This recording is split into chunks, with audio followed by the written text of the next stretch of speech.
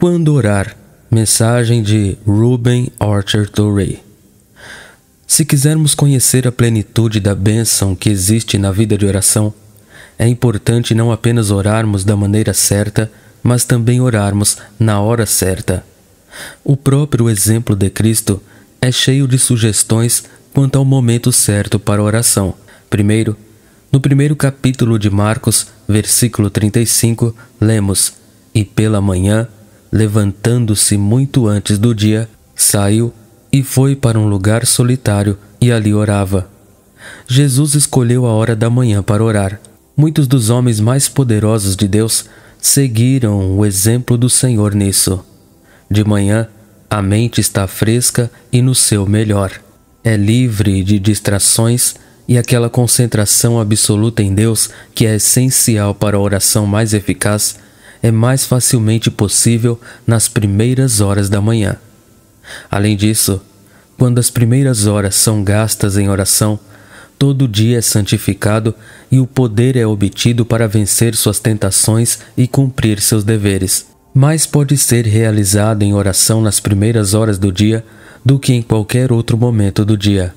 Todo filho de Deus que deseja tirar o máximo proveito de sua vida para Cristo deve separar a primeira parte do dia para se encontrar com Deus no estudo de sua palavra e em oração.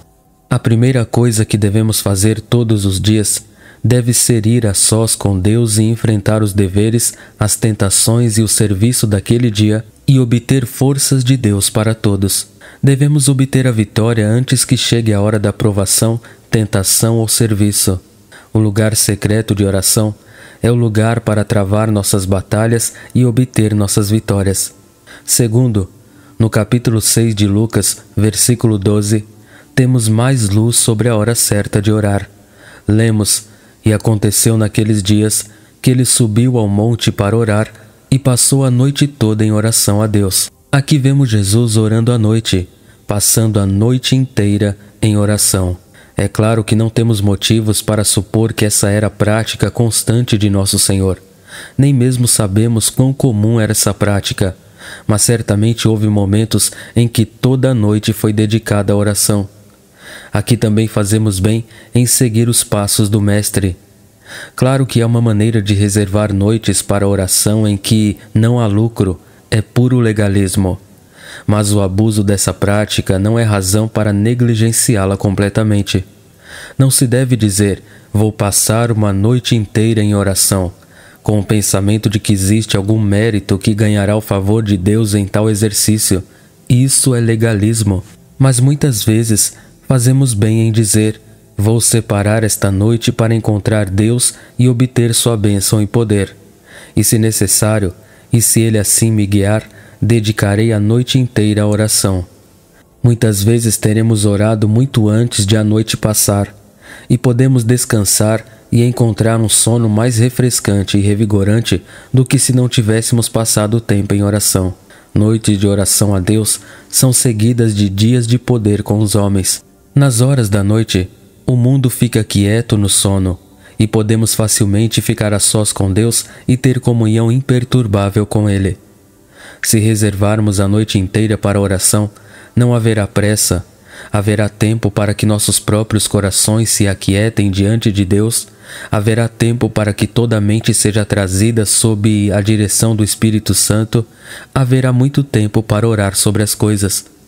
Uma noite de oração deve ser colocada inteiramente sob o controle de Deus. Não devemos estabelecer regras sobre quanto tempo vamos orar ou sobre o que devemos orar, mas estar pronto para esperar em Deus por um curto ou longo tempo, conforme Ele nos guiar, e ser conduzido em uma direção ou outra como Ele achar melhor. Terceiro, Jesus Cristo orou antes de todas as grandes crises de sua vida terrena. Ele orou antes de escolher os 12 discípulos, antes do Sermão da Montanha, antes de iniciar uma viagem evangelística, antes de sua unção com o Espírito Santo e sua entrada em seu ministério público, antes de anunciar aos 12 sua morte próxima, antes da grande consumação de sua vida na cruz. Segue as referências bíblicas dos textos. Ele se preparou para todas as crises importantes por uma prolongada temporada de oração. Assim também devemos fazer. Sempre que qualquer crise da vida estiver se aproximando, devemos nos preparar para ela por um período de oração muito definido a Deus. Devemos reservar bastante tempo para esta oração. Quarto, Cristo orou não apenas antes dos grandes acontecimentos e vitórias de sua vida, mas também depois de suas grandes conquistas e crises importantes. Tendo alimentado 5.000 com 5 pães e 2 peixes, e a multidão desejando tomá-lo e fazê-lo rei, tendo-os despedido, subiu ao monte para orar à parte e passou horas ali sozinho em oração a Deus. Mateus 14:23 e João 6:15. Então ele foi de vitória em vitória. É mais comum para a maioria de nós orar antes dos grandes eventos da vida do que orar depois deles, mas o último é tão importante quanto o primeiro.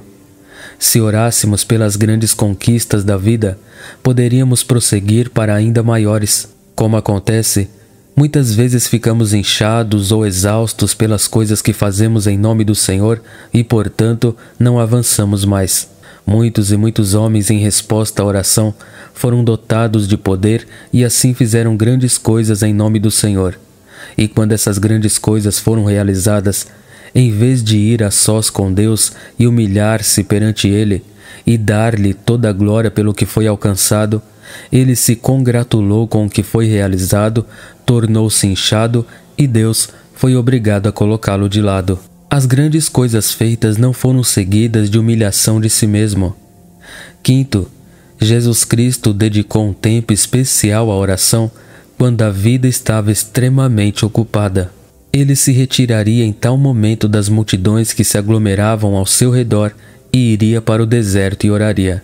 Por exemplo, lemos em Lucas 5, versículos 15 e 16. Mas tanto mais se espalhava a fama a seu respeito, e grandes multidões se ajuntavam para ouvir e serem curadas de suas enfermidades, ele se retirava para o deserto e ali orava. Alguns homens estão tão ocupados que não encontram tempo para orar. Aparentemente, quanto mais ocupada era a vida de Cristo, mais ele orava. Às vezes ele não tinha tempo para comer, Marcos 13:20. Às vezes ele não tinha tempo para descansar e dormir, Marcos 6:31, 33, 46. Mas ele sempre reservava tempo para orar. E quanto mais o trabalho lotava, mais ele orava. Muitos homens poderosos de Deus aprenderam esse segredo de Cristo. E quando o trabalho está mais lotado do que o normal, eles reservam uma quantidade incomum de tempo para oração. Outros homens de Deus, outrora poderosos, perderam seu poder porque não aprenderam esse segredo e permitiram que o trabalho crescente impedisse a oração. Anos atrás, foi privilégio do escritor, com outros estudantes de teologia, fazer perguntas a um dos homens cristãos mais úteis da época. O escritor foi levado a perguntar: "Você pode nos contar algo sobre sua vida de oração?" O homem ficou em silêncio por um momento e então, voltando seus olhos seriamente para mim, respondeu: "Bem, devo admitir que tenho estado tão cheio de trabalho ultimamente que não tenho dedicado o tempo que deveria para orar."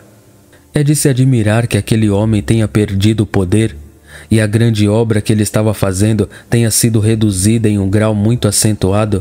Nunca esqueçamos que quanto mais o trabalho nos pressiona, mais tempo devemos gastar em oração. Sexto, Jesus Cristo orou antes das grandes tentações de sua vida. Aproximando-se cada vez mais da cruz e compreendendo que sobre ela viria a grande prova final de sua vida, Jesus saiu ao jardim para orar. Ele veio a um lugar chamado Getsêmani e disse aos discípulos: "Sentem-se aqui enquanto vou orar ali." Mateus 26:36.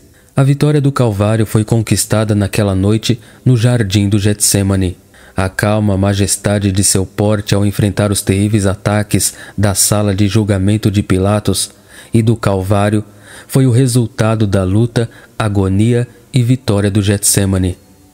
Enquanto Jesus orava, os discípulos dormiam, então ele permaneceu firme enquanto eles caíam vergonhosamente.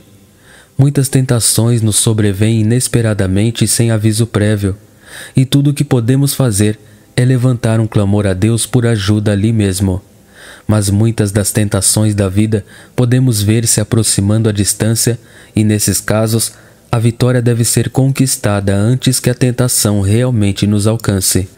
Sétimo, em 1 Tessalonicenses 5,17 lemos: orai sem cessar, e em Efésios 6,18, orando em todas as estações, ou em todo o tempo. Toda a nossa vida deve ser uma vida de oração. Devemos andar em constante comunhão com Deus. Deve haver um olhar constante da alma para Deus. Devemos andar tão habitualmente em Sua presença, que mesmo quando acordamos à noite, seria a coisa mais natural do mundo falarmos com Ele em ação de graças ou em petição. Amém. Deus abençoe a todos.